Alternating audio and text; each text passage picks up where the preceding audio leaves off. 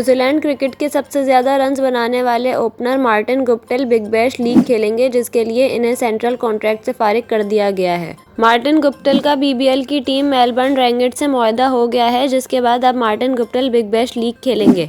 इस हवाले से मेलबर्न रेनेगेड्स की जानिब से ऐलान भी सामने आ गया है, जिसमें कहा गया है कि न्यूजीलैंड के सबसे ज़्यादा रन्स बनाने वाले ओपनर अब मेलबर्न रेनेगेड्स का हिस्सा होंगे। मार्टिन गुप्टिल आंद्रे रसल की 4 मैचेस में शमूलियत के बाद टीम में शामिल होंगे। मेलबर्न रेनेगेड्स के मुताबिक इंग्लैंड के लियम लिविंगस्टन की अदम दस्तयाबी के बाद ओवरसीज़ प्लेयर्स से मुआहदे किए गए।